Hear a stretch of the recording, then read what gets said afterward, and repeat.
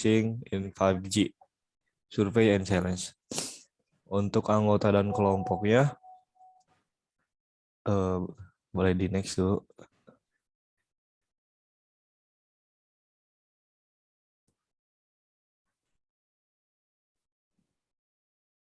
Sepertinya apa sih share screen-nya kayaknya nge-lag deh share screen-nya. Dilepas Di saja. di close dulu. Apa udah ada? Belum, di close dulu coba.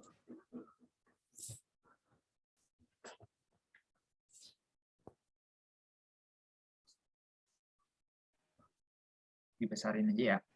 So. Nah, udah. Bentar.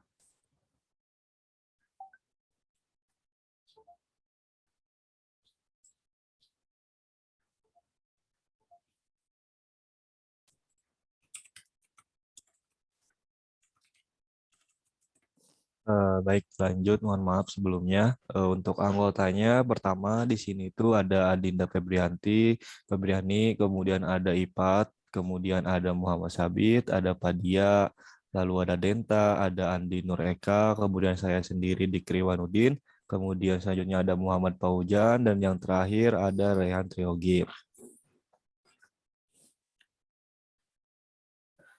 Untuk bab satunya, pendahuluannya, di latar belakangnya itu, perangkat mobile telah menjadi bagian penting dari kehidupan sehari-hari.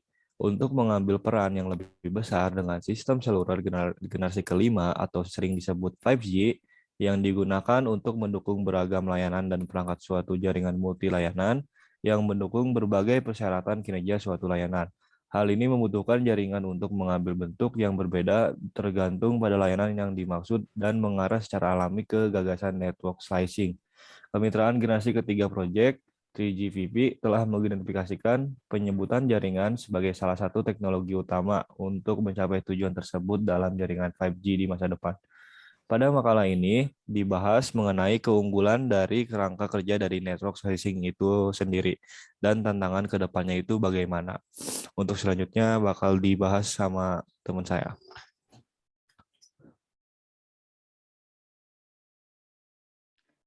Selanjutnya untuk tujuan dan manfaatnya, yang pertama yaitu untuk memenuhi tugas besar mata kuliah New Generation Network, yang kedua memberi informasi mengenai network slicing in 5G Survey and Challenge, yang ketiga yaitu memahami materi mengenai network slicing and 5G dengan maksimal. Selanjutnya mengenai rumusan masalah, yang pertama meninjau keunggulan dan kerangka kerja dari network slicing in 5G, yang kedua mengevaluasi tantangan dari network slicing in 5G pada penelitian selanjutnya. Adapun batasan masalahnya, yang pertama yaitu apa itu network slicing in the 5G arsitektur. Yang kedua, mengetahui survey and challenge pada network slicing in 5G. Yang ketiga yaitu mengetahui fungsi pada lapisan jaringan. Next. Selanjutnya akan dijelaskan oleh teman saya.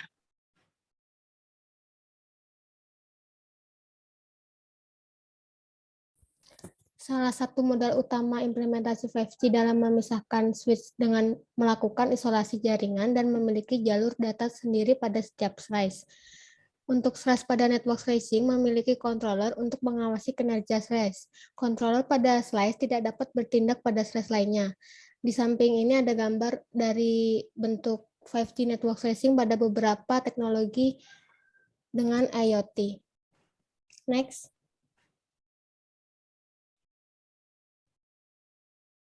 Fungsi utama network slicing yang pertama, kemampuan mendukung jaringan persyaratan roaming slicing dan network slicing. Yang kedua, mencapai pemisahan antar network slice instant atau NSI pada level dan jenis tertentu. Yang ketiga, berbagai fungsi sumber daya dan jaringan antar NSI. Yang keempat, mengaktifkan UA untuk mengasosiasikan satu atau lebih secara bersamaan NSI tertentu. Yang kelima, identifikasi fungsi jaringan ke dalam slash spesifik atau slash independen. Lalu yang terakhir, memungkinkan operator menggunakan konsep network slicing secara efisien pada pihak ketiga.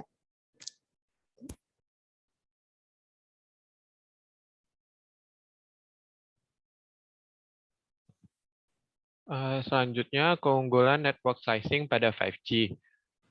Size-based 5G memiliki keunggulan seperti yang pertama itu mengiris jaringan dan dapat memberikan hasil yang lebih bersih dan kinerja yang lebih baik. Yang kedua, network slicing dapat ditingkatkan atau diturunkan sesuai persyaratan layanan. Yang ketiga, network slicing dapat mengisolasi sumber daya jaringan suatu layanan. Next. Selanjutnya, infrastruktur layer. Infrastruktur layer secara luas mengacu pada infrastruktur jaringan fisik yang mencakup RAN dan CN. Infrastruktur layer berfokus pada komposisi infrastruktur jaringan dan virtualisasinya. Dalam mewujudkan slicing, diperlukan elemen infrastruktur yang berbeda sebagai paradigma layanan yang mencakup kebutuhan berbeda. Paradigma ini terkenal dalam konteks cloud computing, namun perlu diadaptasi dalam konteks 5G. Dengan mempertimbangkan CN, penggunaan infrastruktur perangkat keras dapat menjadi jalan tengah untuk penyebaran NFV. Tetapi infrastruktur cloud tidak cocok bagi semua slicing karena adanya perbedaan batasan antar berbagai layanan. Selanjutnya, infrastruktur virtualization. Infrastruktur virtualization memiliki kemampuan untuk menyediakan isolasi antar layanan dan sangat penting untuk jaringan slicing. Salah satu fitur utama membedakan network slicing dari solusi berbagi jaringan yang sudah ada yaitu karakteristik yang menyediakan end-to-end yang tervirtualisasi berpotensi untuk dikendalikan oleh pihak ketiga. Pendekatan virtualisasi RAN yang ada menjelaskan dimensi ini termasuk dalam salah satu dari dua kategori. Yang pertama, menyediakan spektrum khusus untuk setiap base station virtual untuk menyebarkan tumpukan jaringan virtual penuh di atasnya. Yang kedua, berbagi spektrum secara dinamis antara berbagai contoh stasiun pangkal virtual atau irisan dengan menggunakan fisik yang berdasari umum dan kontrol akses menengah bawah atau MAC lapisan. Next. Network function layer. Network function layer merangkum seluruh operasi terkait konfigurasi dan manajemen siklus hidup network function. Setelah diletakkan secara optimal di atas infrastruktur dan dirantai bersama memberikan layanan end-to-end untuk memenuhi batasan dan persyaratan tertentu. Peneliti menyetujui peran SDN dan NFV. NFV itu merupakan teknologi ideal untuk manajemen siklus hidup dan orkestrasi network function. Sedangkan SDN itu bertindak sebagai enabler NFV dengan memungkinkan kontrol routing dan meneruskan pesawat infrastruktur melalui standar protokol. Framework yang diusulkan berisi lapisan infrastruktur yang ditentukan perangkat lunak 5G, lapisan sumber daya virtual, aplikasi dan lapisan layanan, dan komponen fungsional assigning management dan orchestration atau MANO.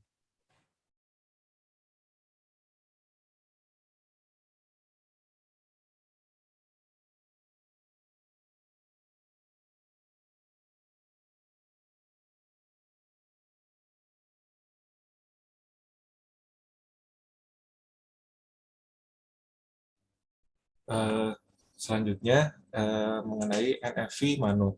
NFV Mano atau Network Functions Virtualization Management and Orchestration adalah kerangka arsitektur untuk mengelola dan mengatur fungsi jaringan virtual atau VNFS dan komponen perangkat lunak lainnya. 3 blok utamanya diantaranya adalah yang pertama, ada NFV Orchestrator yang berfungsi sebagai mengontrol integrasi layanan jaringan baru dan VNFS ke dalam kerangka kerja virtual. Yang kedua yaitu VNF Managers yang berfungsi sebagai mengawasi siklus instance VNF.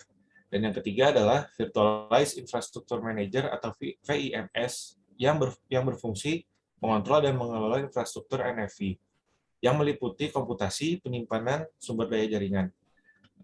Gambar di sebelah kanan merupakan arsitektur dari NFV Mano. Next. Selanjutnya membahas tentang selanjutnya dilanjutkan oleh teman saya Iva. Oke, selanjutnya ada run virtualization atau vRun dan open run. Pertama adalah run virtualization atau vRun. Di arsitektur vRun ini pada dasarnya konsepnya atau blok diagramnya sama seperti run tradisional, tapi yang berbeda adalah VRAN ini tidak menggunakan BBU, tapi menggunakan video atau Virtual Distribution Unit. Kemudian dari video itu diteruskan ke VCU. Terus di VRAN ini dia menggunakan perangkat lunak atau software. Jadi di perangkat kerasnya itu diinstalkan software yang disebut Virtual Network Function. Sedangkan untuk Open RAN ini arsitekturnya lebih fleksibel. Jadi yang membedakan Open RAN dengan VRAN, kalau VRAN ini dia interface-nya tetap atau vendornya sama, sedangkan untuk Open RAN ini sesuai namanya dia open interface. Jadi vendor-vendor banyak yang bisa menggunakan Open RAN, tapi yang penting masih memenuhi standar. Oke, next. Baik, selanjutnya ada Service Composition with Fine-Grained Network Function. Ini merupakan kemudahan dalam menyusun layanan dari fungsi jaringan yang tersedia. Semua itu bergantung pada granularitas fungsi-fungsi tersebut. Contohnya seperti fungsi coarse grain mudah untuk dibuat karena lebih sedikit antarmuka yang harus didefinisikan untuk dirantai secara bersamaan. Akan tetapi itu semua harus dibayar dengan mengurangi fleksibilitas agar irisan dapat beradaptasi dan memenuhi persyaratan layanan mereka. Berbutir halul fungsi jaringan tidak memiliki batasan ini dan lebih diinginkan. Namun kami tidak memiliki skala dan sarana yang dapat dioperasikan untuk komposisi layanan dengan fungsi halus yang dapat diimplementasikan oleh vendor yang berbeda. Yang lugas pendekatan mendefinisikan antarmuka standar baru untuk setiap fungsi baru tidak dapat diskalakan karena fungsi meningkat dalam jumlah dan granularitas menjadi lebih halus. Next. End-to-end slice orchestration and management. Tantangan yang signifikan untuk merealisasikan network slicing adalah bagaimana keluar dari deskripsi tingkat tinggi. Pendekatan yang baik untuk mengatasi ini adalah dengan mengembangkan bahasa deskripsi khusus, domain yang memungkinkan ekspresi karakteristik layanan, KPI, dan kemampuan elemen jaringan dalam persyaratan secara komprehensif sementara untuk mempertahankan sintaks yang sederhana dan intuitif. Selanjutnya dibacakan oleh Fadia. Selanjutnya, security in network slicing. Masalah yang harus diatasi karena berbagai sumber daya pada network slicing itu, yaitu masalah pada keamanannya. Network slicing melayani jenis layanan yang berbeda, yang memungkinkan mereka memiliki tingkat kebijakan keamanan yang berbeda juga. Dalam merancangnya, network slicing itu perlu mempertimbangkan dampaknya. Masalah terkait keamanan menjadi lebih kompleks ketika network slicing-nya diimplementasikan pada infrastruktur multi-domain. Next. Selanjutnya, result sharing. NGMN, aliansi telah menemukan pembagian sumber daya di antara slice kanan adalah masalah utamanya. Sumber daya berbagi dapat diimplementasikan dengan statis berbagai atau berbagi dinamis secara elastis. Karena karakteristik dinamis dan beban jaringan, berbagai sumber daya dinamis di antara slice kanan membuat penggunaan sumber daya jaringan lebih banyak efisien. Beberapa masalah khusus yang harus diselesaikan dalam berbagai sumber daya, misalnya radio sumber daya dapat dibagi di antara irisan. Membutuhkan mekanisme penjadwalan radio yang baik untuk mengalokasikan sumber daya radio di antara irisan ini. Selain itu, berbagai sumber daya komputasi dan berbagai sumber daya lainnya harus dipertimbangkan, meskipun berbagai sumber daya membawa manfaat untuk penyedia infrastruktur. Itu juga membawa lebih banyak tantangan untuk masalah lain seperti irisan isolasi. Selanjutnya akan dilanjutkan oleh Adinda. Selanjutnya untuk kesimpulan dari materi network slicing pada 5G ini adalah network slicing pada 5G ini adalah suatu mekanisme untuk membuat jaringan yang telah ada agar dapat digunakan untuk berbagai kebutuhan dan skenario layanan dengan cara melakukan pemotongan jaringan.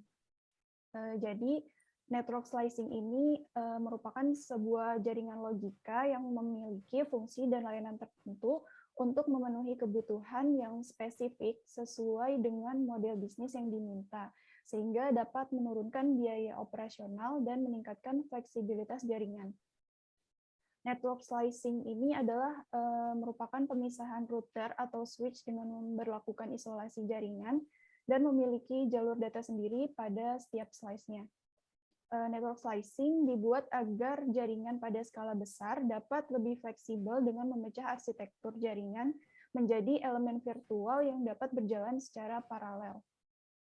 Slice pada network slicing mempunyai controller tersendiri untuk mengawasi kinerja slice-nya secara mandiri.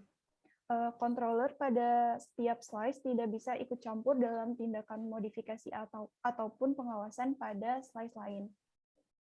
Slice network dapat diperoleh dengan cara mentransformasikannya menjadi serangkaian jaringan logis di atas shared infrastruktur. Setiap jaringan logis ini dirancang untuk melayani tujuan bisnis yang telah ditentukan dan terdiri atas semua sumber daya jaringan yang diperlukan, dikonfigurasi dan terhubung secara menyeluruh atau end-to-end. Nah, selanjutnya adalah fungsi utama dari network slicing sebagai berikut.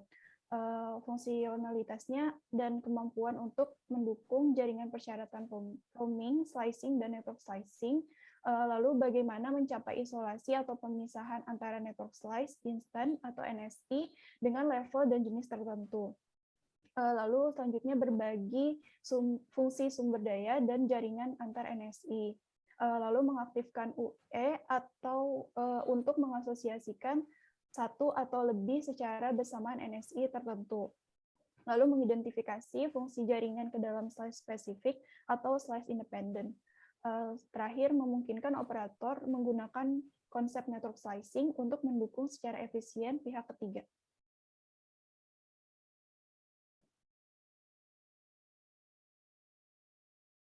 Mungkin sekian dari kelompok 6. Mohon maaf bila ada kesalahan.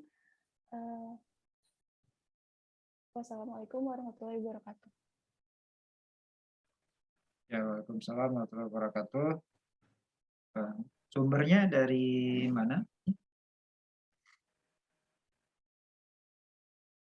Sumber referensinya? Dari paper, Pak. Dari satu paper atau beberapa paper? Satu paper, Pak. Satu paper. Nanti saya minta translate-nya lebih dibahasakan ya, lebih dinarasikan ya. Tidak terlihat seperti hanya translate saja. Referensinya nanti dicantumkan. Oke. Silakan kita simak, ada yang sudah raise hand, Olivia. Olivia, silakan. Open cam, silakan langsung bertanya.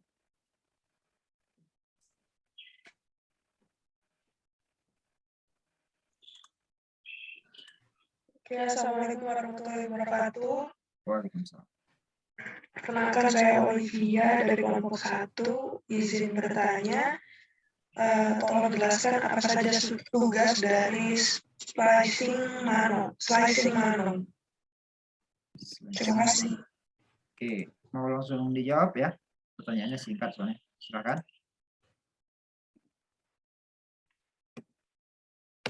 Siapa yang akan menjawab dari kelompok 6?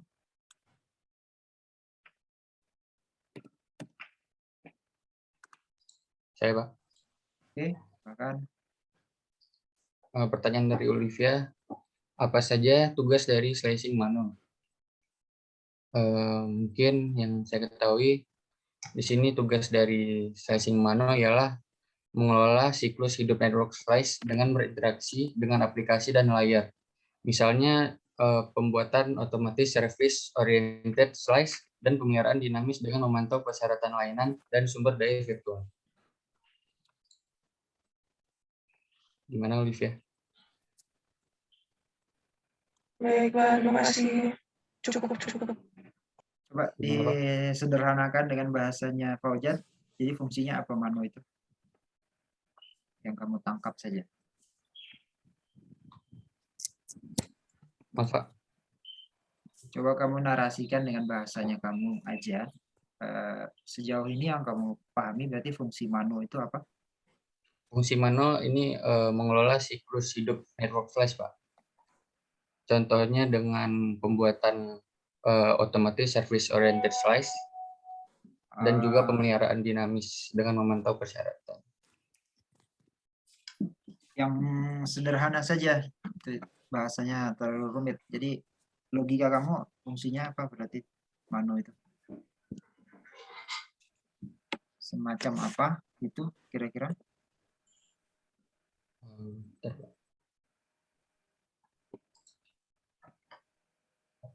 Ya, fungsi dari Mano itu yang saya singkat yaitu apa ya? Mengelola network slice yang berhubungan dengan aplikasi dan layanan layar sih Pak. Mengelola aplikasi. Iya.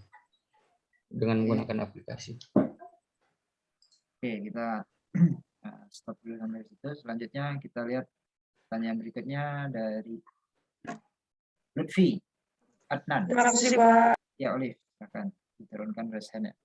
Lutfi. Ya, terima kasih Pak. Perkenalkan nama saya Lutfi Adnan dari kelompok 5. Boleh minta tolong disebutkan nggak apa saja pendukung utama 5G? Terima kasih. Silakan. Baik Pak, izin menjawab Pak pertanyaan dari Lutfi. Pertanyaan dari dicatat Lutfi. Ya, tim kelompok 6 ya.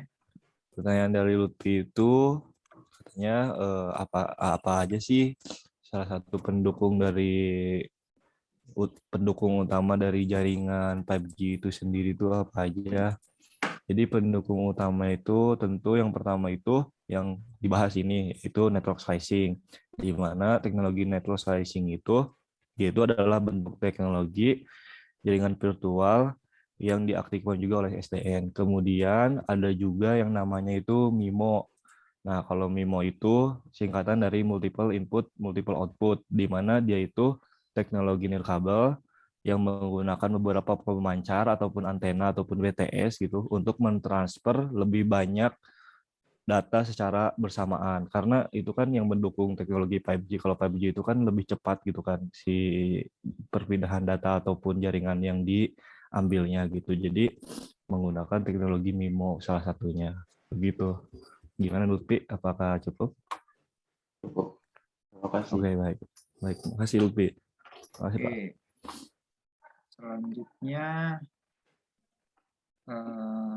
Aminah Indasari. Silakan. Ya, terima kasih atas kesempatannya. Perkenalkan, nama saya Aminah Indasari Marzuki dari kelompok 4. Izin bertanya mengenai pembahasan challenge yaitu VRAN. Nah, yang ingin saya tanyakan tadi kan sempat dijelaskan mengenai VRAN itu. Nah, apakah VRAN ini merupakan perkembangan dari RAN? Kalau iya, apa yang membuatnya menjadi perkembangan dari RAN sehingga menghasilkan VRAN? Lalu tadi juga sempat dijelaskan kan perbedaan dari Open RAN dan VRAN. Jika ada perbedaan lain boleh tolong disebutkan atau lebih dispesifikkan. Terima kasih. Silakan. VRAN. Tentang VRAN ya. Oke. Maaf Pak, untuk pertanyaan tadi boleh ditampung dulu Pak. Oke. Ditampung karena ini yang jelasin si Ipat tadi ya. Ya Pak. Ya. Baik, Pak. Kita lanjut ke Ivi Anindita. Terima kasih atas kesempatannya. Perkenalkan, saya Ivi dari kelompok 4. Saya ingin bertanya bagaimana contoh performasi kinerja dari network slice pada jaringan 5G di kehidupan sehari-hari. Terima kasih. Oke. Performasi network slice pada kehidupan sehari-hari. Ya, ini silakan. Performansi NS pada kehidupan sehari-hari. Mungkin implementasinya maksudnya pertanyaannya. Implementasinya gimana nih konkretnya? Kenapa di slice networknya di slice? Mungkin izin menjawab Pak. Oke, boleh. Contoh performasi kinerja dari network slice pada jaringan 5G ini antara lain contohnya adalah mobil otonom seperti teknologi mobil tanpa pengemudi, lalu ada kendaraan udara dan pesawat tanpa awak dengan virtual reality, ada juga dokter yang melakukan operasi bedah di mana alat operasinya itu sudah dimodifikasi sedemikian rupa sehingga operasinya itu dapat dilakukan walaupun dari jarak jauh. Lalu di bidang telemedicine lainnya ada pengobatan jarak jauh, lalu pembayaran rumah sakit secara digital yang dibutuhkan untuk menghindari kontak secara langsung. Lalu ada smart metering, lalu ada IoT atau Internet of Things, di mana berbagai perangkat itu bisa saling terhubung dan berbagi data, serta dapat diakses dari jarak jauh. Mungkin itu untuk jawabannya. Apakah sudah cukup? Gimana, Ivi? Sudah, Pak. Terima kasih, Dinda. Kok sudah puas sih? Saya aja belum mengerti. Ada yang bisa dijelaskan dalam sederhana aja? Apa hubungannya di slice dengan yang Adinda sebutkan tadi banyak itu? Gitu. Yang mau kita tangkap di sini sebagai audiens, jaringannya dipotong. Terus kemudian apa hubungannya dengan jadi IoT? Kemudian bisa operasi jarak jauh. Nah, coba sambungkan logika itu biar kita audiensnya mudah memahami.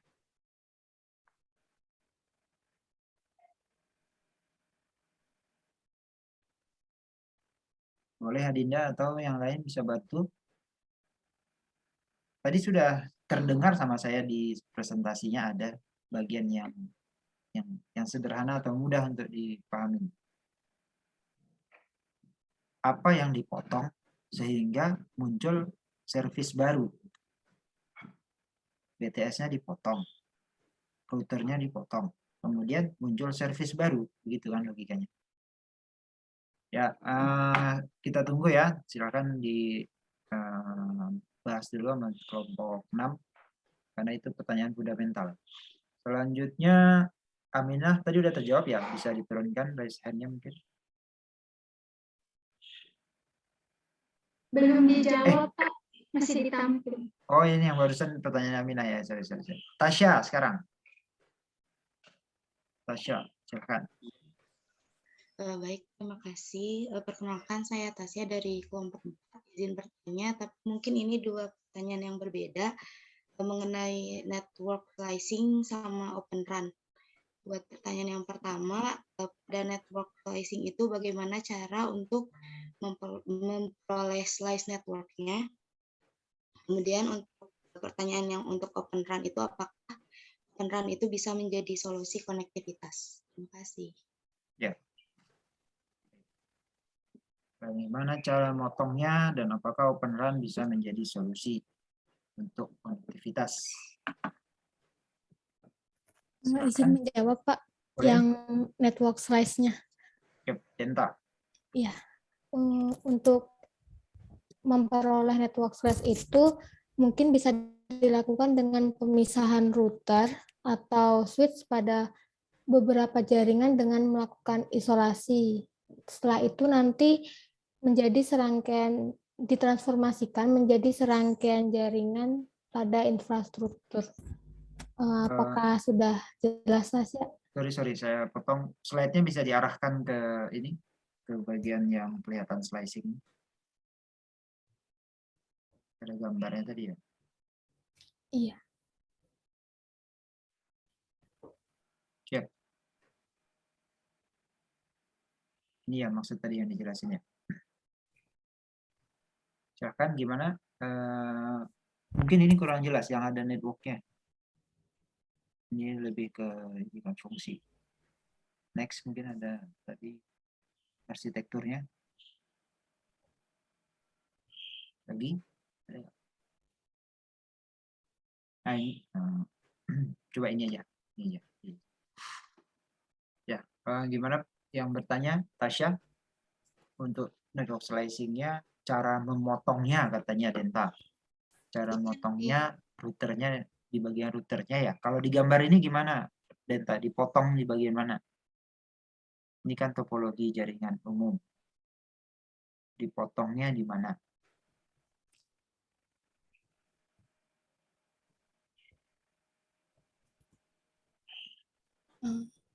Di ini Pak, yang di open interface-nya itu Pak. Jadi yang bercabang tuh. iya yang bercabang. Ya, gimana Tasya? Mudah dicerna? Ini kan Motongnya ada dijelasin yang dengan melakukan isolasi pada jaringannya juga ya, dilakukan dengan isolasi. Nah, itu apa ada pengaruhnya kalau misalnya kita melakukan isolasi pada jaringannya? Jadi kalau dari paper yang dibaca itu, kalau sistem isolasi pada network slicing itu nanti mampu ngebentuk sebuah lapisan kuat yang bisa memisahkan setiap slice dengan ketentuan yang ditetapkan sebelumnya gitu. Ya. Cukup Pak. Atau ada yang mau kamu counter? Tidak ada.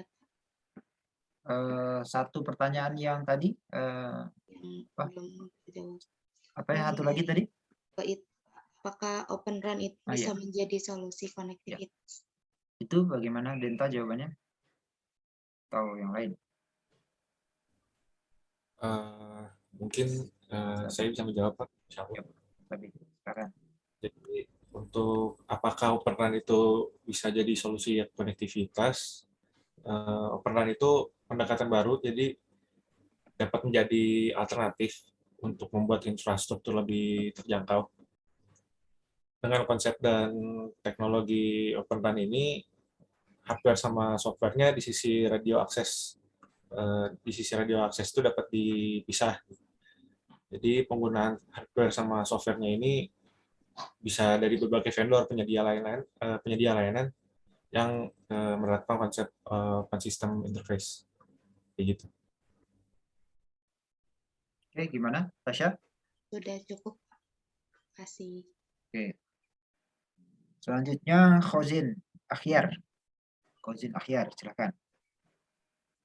Baik Pak, terima kasih sebelumnya. Perkenalkan, nama saya Khozin Akhyar dari kelompok 5. Mungkin saya melanjutkan pertanyaan sebelumnya mengenai Open RAN. Apakah Open RAN di Indonesia, bagaimanakah manfaat dari perkembangan Open RAN di Indonesia, dan gimana gitu implementasi dari Open RAN tersebut, gitu Pak. Oke, ya clear pertanyaannya. Gimana perkembangan Open RAN? Siapa menjawab? Ifat mau jawab? Saya akan menjawab Pak. Oke, Kadia. Ya.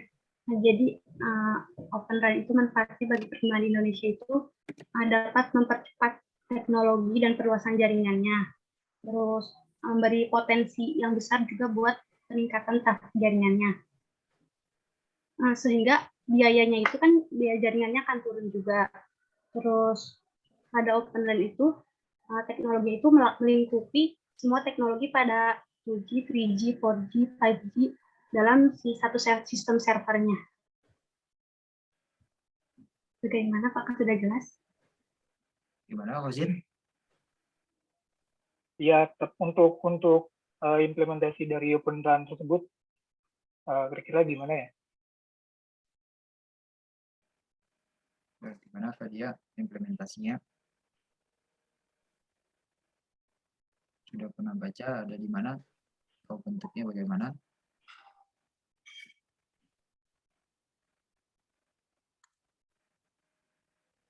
Ada yang mau membantu? Fat mungkin bagian slide-nya tadi. Saya bisa bantu jawab Pak. Untuk pengimplementasian Open RAN itu dia jauh lebih singkat dari RAN yang lainnya, misalnya seperti RAN virtualization atau VRAN. Terus dia untuk pengimplementasiannya juga dia lebih ke otomasi, jadi dia lebih sistemnya otomatis gitu Pak. Mungkin nanti bisa saya lanjut jawab di pertanyaannya Aminah juga Pak. Oke. Apakah Khozin? Apakah cukup? Iya Pak. Oke, kalau gitu Aifat langsung mau menjawab pertanyaannya Aminah tadi. Boleh Pak. Ya, silakan. Oke, tadi pertanyaan pertama, apakah VRAN termasuk pengembangan dari RAN? Menurut saya iya, VRAN itu salah satu pengembangan dari RAN.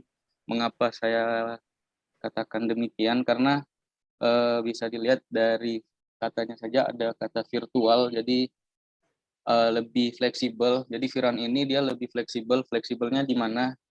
Karena dia menggunakan virtual atau dia menggunakan software, dia bisa menambah atau mengurangi bandwidth sesuai permintaan user, Pak. Jadi mungkin saya boleh contohkan misalnya misalnya di GKU ya, di Gedung Kuliah Umum di Telkom, itu kan perkuliahan ada dari jam 5:30 pagi sampai jam 5:30 malam. Berarti akses internet di situ lagi padat. Nah, kalau menggunakan VRAN, dia akan otomatis menambah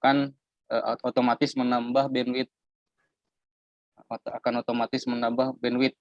Jadi nanti ditambahkan di video itu. Makanya VRAN menggunakan video, nanti di situ ditambahkan bandwidth-nya. Nah, kalau misalnya sudah lewat jam 6:30 malam, itu permintaan kan akan berkurang, artinya user akan berkurang.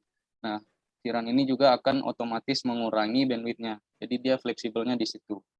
Makanya itu dikatakan perkembangan dari RAN. Terus pertanyaan selanjutnya, apa perbedaan Open RAN dengan VRAN? Open RAN ini dia perbedaannya dari VRAN.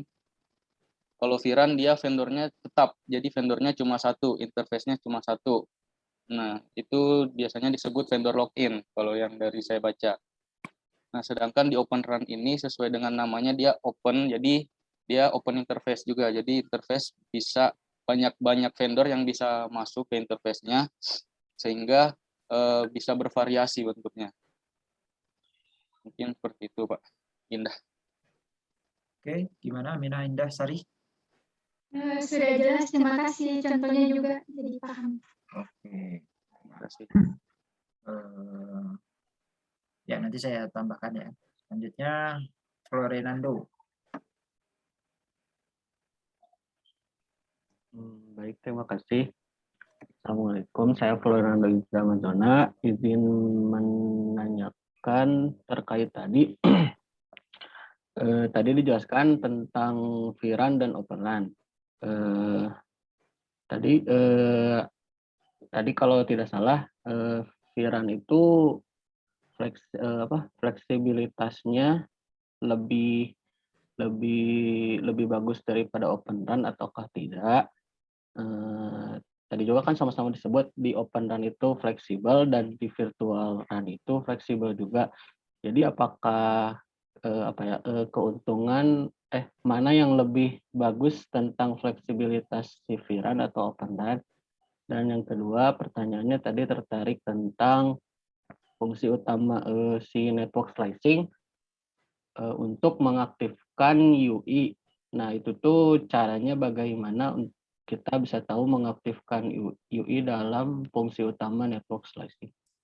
Ya. Terima kasih. Ya, terima kasih Nando. Pertanyaannya bagus ya. Apa bedanya pengertian fleksibilitas pada RAN, VRAN, dan Open RAN? Yang kedua, terkait fungsi network slicing untuk melakukan UI. Bagaimana penjelasannya? Silakan. Siapa yang mau menjawab?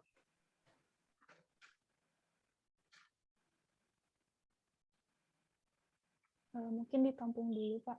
Ditampung dulu ya. Terkait tadi yang pertanyaannya EV yang dijawab oleh Adinda, tadi juga masih gantung ya? Iya, Pak. Oke, selanjutnya kita simak pertanyaan dari Andi Kahfi. Silakan. Izin bertanya Pak, tadi teman-teman sudah menanyakan mengenai apa itu Open RAN, apa itu RAN. Yang saya mau tanyakan itu dasar sih, kan RAN ini kan komponen yang paling utama dalam komunikasi akses wireless. Maksudnya kenapa RAN ini menjadi komponen utama? Apakah tanpa RAN ini komunikasi wireless itu tidak bisa terjadi komunikasi? Itu itu bagaimana? Oke. Ya, fungsi fundamental dari RAN yang ditanyakan. Kalau Mungkin kita slicing gimana? Oke, Andi Nur. pertanyaannya bisa ditampung dulu, Pak. Oh, udah ditampung semua ini. Belum ada lagi pertanyaan lain. Ada 3 ya berarti ya. Satu pertanyaan dari Nando, yang kedua dari pertanyaan dari Ivi yang sudah dijawab sebagian oleh Adinda. Kemudian pertanyaan dari Andi Kahfi Basofi. Ya.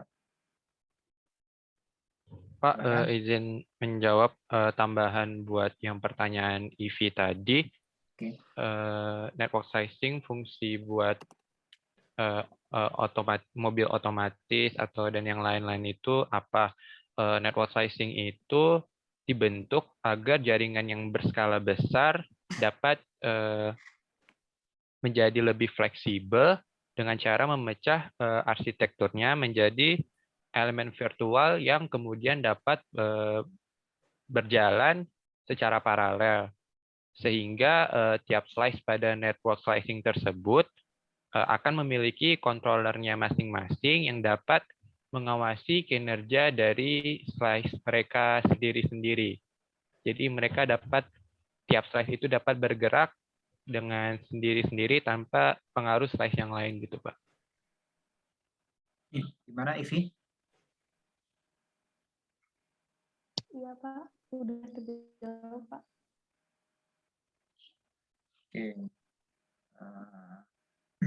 Ya, nah, sementara cukup dulu ya. Nanti saya tambahkan. Selanjutnya pertanyaannya Nando tadi. Izin Pak, saya izin jawab pertanyaannya Florenando. Tadi pertanyaannya apa perbedaan fleksibilitas antara VRAN dan Open RAN? Oke, sebelumnya saya ingin menjawab, tapi mohon maaf, ini pendapat saya saja. Mohon maaf kalau ada kesalahan atau kekeliruan karena keterbatasan materi yang saya baca. Menurut saya Open RAN ini salah satu perkembangan dari VRAN juga, tapi untuk masalah fleksibilitas yang saya jelaskan di pertanyaan Aminda tadi itu sebenarnya sama karena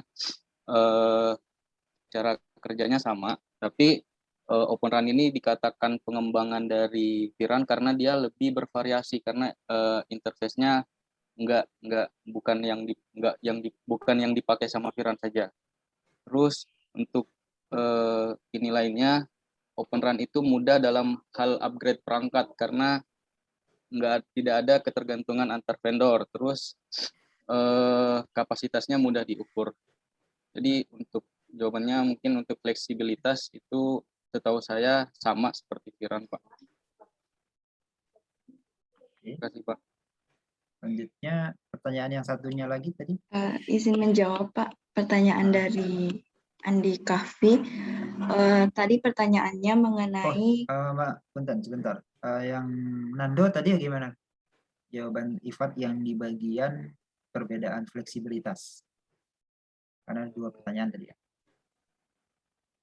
Cukup menjawab, Pak, tapi cuma paling berarti sisi fleksibilitas Open RAN dan VRAN itu sama berarti ya, Pak? Atau ada sanggahan dari Nando? Cukup, Pak. Diskusi aja. Pak, cukup paling yang tadi yang pertanyaan keduanya, Pak. Pertanyaan kedua tentang apa tadi? Yang mengaktifkan UI dalam fungsi utama network itu slicing. Slicing ya. Oke, yang biar nggak lupa terkait dengan RAN dan Open RAN ini di slide kita yang tentang virtualisasi, di situ ada gambar penerapannya ya. Jadi teman-teman harus bisa lihat dari yang tradisional dulu. Yang tradisional ada core network, ada RAN, isinya RAN itu ada, kalau yang generasi 2, 3 ada sebuah kontrol PSC atau RNC ya di situ. Baru ada BTS. Nah, pada perkembangan selanjutnya kita itu sudah mulai membuat cloud pada sisi data networknya, jadi di data centernya. Nah, kesininya mulai core di cloud-kan. Lalu kemudian yang terakhir adalah di sisi RAN-nya. Di sisi run-nya itu mulai di cloud-kan. Mulai dari virtualisasi, jadi perangkatnya bisa jadi perangkat pasif, kemudian diaktifkan dengan remote, kemudian jadi fungsi run. Kemudian di sisi Open Run seperti jawabannya Iva tadi, dia tidak tergantung oleh vendor tertentu. Kalau yang dulu adalah di sisi BBU-nya itu harus CTE, kemudian CU-nya harus CTE. Kalau di Open Run ini bisa beragam. Gitu. Ya, itu tambahan dari saya. Nanti saya tambahkan lagi. Selanjutnya tadi Andi Nureka. Makasih Pak. Iya Pak, izin menjawab untuk pertanyaan Kahfi. Tadi pertanyaannya, mengapa RAN itu dikatakan sebagai komponen utama dari telekomunikasi nirkabel. Dari informasi yang saya dapatkan, mungkin karena RAN berada di antara peralatan pengguna seperti ponsel, komputer, atau mesin yang dikendalikan dari jarak jauh dan menyediakan koneksi dengan jaringan intinya saat pengguna melakukan panggilan atau terhubung ke server jarak jauh. Saya ambil contoh misalnya pada saat kita menonton YouTube, antena akan memancarkan dan menerima sinyal dari ponsel atau perangkat genggam lainnya. Sinyal tersebut kemudian didigitalkan di stasiun pangkalan RAN dan dihubungkan ke jaringan. Dengan demikian bahwa RAN merupakan komponen utama dari telekomunikasi nirkabel. Ya, gimana Pak Fi? Jadi intinya RAN itu sebagai perangkat yang menghubungkan antara base station dengan user, gitu ya? Iya. Oke, terima kasih. Dilengkapi ya. RAN itu bukan dia interface dari BTS ke user. Sini ada user ya. Tapi RAN itu, BTS itu sendiri adalah bagian dari RAN itu. Isi RAN itu adalah jaringan akses. Kita hanya membagi dua, satu jaringan inti, satu jaringan akses. Jaringan inti fungsinya switching, routing, billing, dan charging, segala macam. Jaringan akses fungsinya user interface. Jadi ada fungsi coverage, kapasitas, kualitas, gitu ya. Nah, sekarang di bagian RAN ini isinya ada BTS. BTS ini bisa perlu tower, bisa tidak perlu tower. Kalau BTS-nya hanya berada di billboard aja atau dipasang di rak lemari rumah, kan tidak perlu tower. Jadi tower ini hanya perangkat pasif yang fungsinya hanya meletakkan antena pada posisi tinggi. Tapi kalau tidak perlu tinggi, ya tidak perlu tower. Tapi ada tetap perangkat BTS. Fungsinya apa? Sesuai kepanjangannya, Base Transceiver Station. Karena dia wireless, dia perlu pemancar dan menerima pancaran. RAN itu adalah bagian aksesnya untuk menghubungkan ke UI. Kalau tidak ada akses gimana? Katakanlah ada orang, ya dia langsung nyolok aja. Nyolok ke core-nya lewat apa? Lewat kabel. Nah, maka kabel itu menjadi media aksesnya. Apakah bisa langsung? Belum tentu ya, langsung ke core network. Tapi di situ harus ada fungsi yang untuk ke layer 2-3-nya kan. Kalau kita ingat-ingat di layer OSI, dia perlu ada layer fisik, layer MAC tadi ada dijelasin di slide-nya teman-teman. Maka fungsi akses itu karena dia radio maka disebut radio access network. Karena dia fisiknya tetap ada tapi fungsinya lebih dibuat virtual, maka virtual. Karena dia itu tidak dedicated pada vendor atau barang tertentu, merek tertentu, katakanlah beli kulkas merek LG, maka spare part-nya harus LG. Nah, ini tidak perlu begitu. Maka dia disebut open. Siapa saja yang punya barang yang fungsinya sebagai transistor, nah, bisa masuk di situ. Bisa difungsikan sebagai spare part itu. Maka disebut dia open run. Semua operator bisa, semua vendor bisa. Itu fungsi dari pertanyaannya Kahfi tadi ya, tambahannya. Dilengkapi di catatan final ya, nah, biar nanti Baik, Pak. Terima pembacanya kasih. tidak salah. Tetap jawabannya Andi dicatat, tetap jawabannya Andi Nur dicatat, tapi di bawah dicantumin jawaban pelengkap dari saya. Baik, Pak. Ya, kemudian tadi untuk pertanyaannya Muhammad Sabit sama pertanyaannya Nando terkait yang UI aktif, fungsi dari network slicing. Nah, itu gimana? Siapa yang akan menjawab?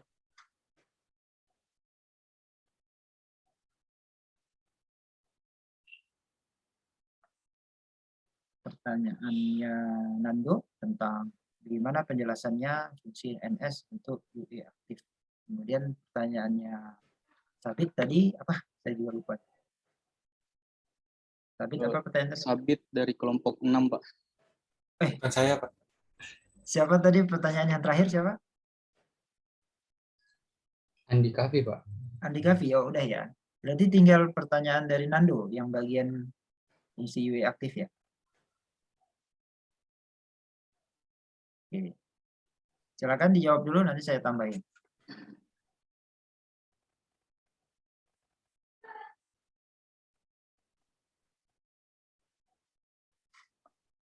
Itu terkait dengan jawaban yang dari pertanyaan kedua sebetulnya, yang dijawab oleh Adinda tadi. Teman-teman harus bisa membahasakannya dengan sederhana sehingga audiens memahami slice-nya ini gimana slice-nya. Di sini ada tulisan PDN slice. Saya lihat. Atau di gambar open run ini slice-nya di sebelah. Ya, ada yang mau menjawab dulu?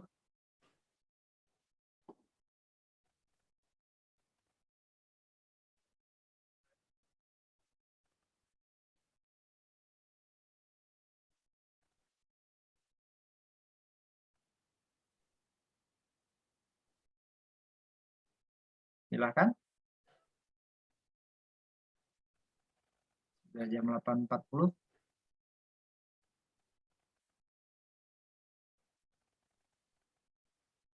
Ya, dari Adinda mau melanjutkan tadi jawabannya.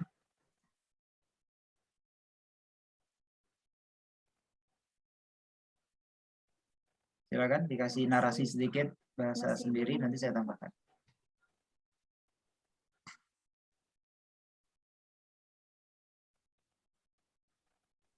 Mungkin masih ditampung dulu, Pak. Dan yang terakhir ini.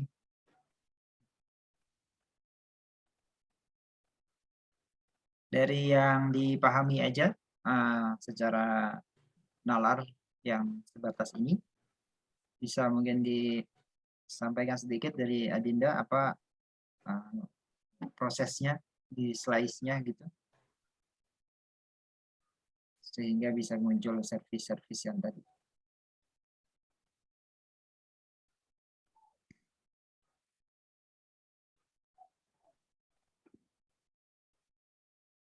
Gimana? Sedikit saja, nanti saya tambahkan. Sebentar, Pak.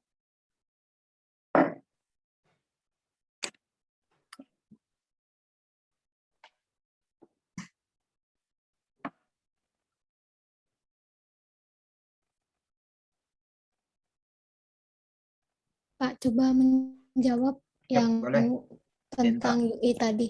Jadi, tapi ini kurang paham juga sih, Pak. Jadi, UI itu digunakan untuk mengirimkan suatu informasi bantuan ketika network melakukan slicing gitu, Pak.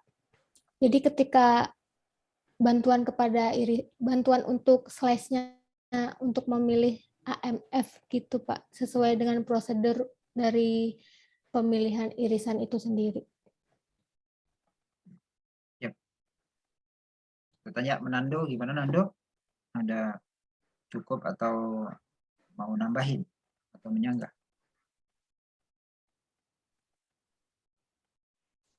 Cukup, Pak. Cukup. Oke. Ya, jadi nanti ditambahkan ya. Jadi yang di slice ini bisa 3 macam. Teman-teman lihat pada topologi jaringan telekomunikasi, selalu ada 3 bagian utama. Yang pertama adalah core network. Core network.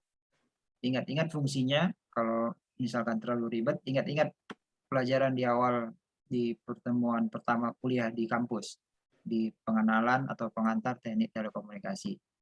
Fungsinya sebagai switching, routing, charging, billing, dan nanti selebihnya banyak tambahannya dari sisi service dan segala macam. Nah, adanya di sini. Kemudian bagian yang kedua, bagian yang dekat dengan user interface. Namanya kalau dia pakai radio berarti radio access network. Kalau dia tidak pakai radio berarti jaringan akses network. Jaringan network, jaringan akses. Jaringan inti, jaringan akses. Karena kita di network slicing ini penerapannya pada 5G, maka radio access network. Fungsinya seperti tadi yang dijelaskan. Fungsinya segala macam yang berkaitan dengan bagaimana user bisa dapat jangkauan atau coverage, atau kapasitas, atau kualitas. Nah, itu semua ya. Teman-teman dapat sinyal dari mana? Dari radio access network ya. Kemudian diproses di mana? Bagian billing, charging, segala macamnya. Di core network. Cuman bagaimana menghubungkan bagian akses dengan bagian core? Tentu ada yang harus menghubungkan. Nah, bagian ini namanya bagian transport. Atau bagian transmisi. Sekarang karena dia based on IP, maka disebut IP transport. Ada 3 bagian yang bisa kita slice. Apakah aksesnya kita slice, apakah transportnya kita slice, atau core-nya yang kita slice. Nah, teman-teman nanti ketika bisa di slice, maka bisa muncul service-service baru. Contoh misalkan kalau kita pakai internet, pakai layanan IndiHome. IndiHome itu dedicated ya, sampai di rumah Denta misalkan. Denta beli berapa mega? 10 Mbps. Jadi Denta harus dapat 10 Mbps kan? Kalau kurang dari 10 Mbps komplain kan? Begitu kan siklusnya. Kan kita belinya 10 Mbps. Tapi kalau misalkan Muhammad Fauzan ini, dia beli paket internet yang katakanlah paket internet operator tertentu, harga tertentu, belinya yang di volume base. Kemudian belinya harga 30.000 misalkan. Terus dapatnya berapa? Tergantung. Selalu seperti itu kan, tergantung banyak user. Kalau usernya lagi banyak, lagi busy hour, ya dapatnya kecil throughput speednya. Tapi ketika usernya kosong tengah malam misalkan, speednya tinggi gitu. Loh, Fauzan komplain, loh kenapa tergantung orang lain Pak? Kan saya beli. Bisa nggak berkata seperti itu? Nggak bisa kan? Karena memang topologi dari network seluler yang digunakan, operator tertentu tadi, itu bisa mengcover banyak orang. Beda dengan yang tadi to the home tadi, fiber to the home tadi. Nah, bagaimana caranya biar seluler ini bisa seperti fiber to the home tadi? Katakanlah misalkan kampus beli kepada operator seluler A. Dia beli beli paketan lah, mahasiswa saya 1000 beli paketan. Ya udah nanti kita beli yang sekian giga ya katanya. Nah, gimana caranya operator itu membuat kampus itu hanya mereka saja yang terlayani oleh BTS ini. Kan BTS ini sinyalnya kemana-mana. Ada orang di Jalan Sukabirus, ya dia dapat sinyal, dia bisa mengkonsumsi ini kan. Bagaimana caranya? Maka kita bisa slicing nanti. Kita slicing, run ini kita gunakan dedicated hanya untuk kampus. Apakah nanti kita bedakan identitasnya pada sisi run-nya, atau nanti dari sisi kartu penggunanya. Tapi kalau kartu pengguna tidak bagian dari slicing sebenarnya. Selama ini kan juga sudah ya, misalnya pejabat-pejabat tertentu diberi nomor SIM card tertentu yang dia akan mendapatkan prioritas tertentu. Nah, itu tidak slice sebenarnya. Itu kan hanya di sisi prioritas dari SIM card yang dia gunakan. Tapi kalau network, katakanlah kampus beli, ya dikasih BTS hanya untuk kampus. Kita slice berarti di sisi, bisa di sisi run-nya, bisa di sisi di core-nya. Nah, itu nanti yang menyebabkan muncul service-service baru seperti yang dijelaskan Adinda tadi. Bisa jadinya untuk medical, maka untuk yang rumah sakit dibedain ini. Dibedain misalkan kita pisah di sisi open interface-nya. Kita pisah di sini hanya untuk medical. Maka dia tidak akan bercampur dengan user lain. Jadi betul-betul bisa slicing kan. Karena dia ada itu, maka muncul operator bersama. Contoh misalkan siapa? Adinda ya, Adinda pengen punya uang nih sekian miliar ya. Saya mau bikin operator namanya Adinda Seluler misalkan. Apakah Adinda perlu membangun sebuah infrastruktur? Tidak perlu. Kita hanya butuh infrastruktur existing aja, yang katakanlah operator A, terus dia memberikan jasa service untuk siapa yang mau jadi operator seluler menggunakan infrastrukturnya saya. Adinda, saya belilah sewa setahun. Maka infrastruktur ini akan di-slice untuk Adinda Seluler. Untuk area mana? Katakanlah misalkan untuk area Buah Batu saja misalkan. Maka ini yang terjadi. Ini yang terjadi pada implementasi dari network slicing ini. Oke. Apakah audiens cukup memahami?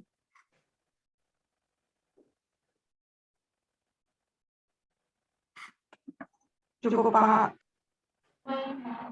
Ya, mudah-mudahan kita nggak setelah presentasi slicing tapi nggak dapat inti dari slicingnya. Oke lah, kita nggak paham detailnya, tapi kita dapat menjelaskan secara fungsi, secara logik apa itu network slicing, apa tujuannya, bagaimana cerita umumnya gitu. Kalau cerita detailnya tentu teman-teman harus jadikan dia topik penelitian ya, dan harus ada yang dilakukan uji coba di situ. Oke, silakan di closing statement kelompok 5, kelompok 6. Oke, baik, terima kasih semuanya atas kerjasamanya, baik dari teman-teman dari kelompok 6 dan teman-teman dari yang udah bertanya tadi. Semoga apa yang kita jawab bisa berkesan dan bisa menjawab pertanyaan teman-teman semua. Dari saya dan kelompok saya, terima kasih. Mohon maaf kalau misalnya ada kesalahan atau kekurangan dalam kata ataupun menjawabnya. Wassalamualaikum warahmatullahi wabarakatuh.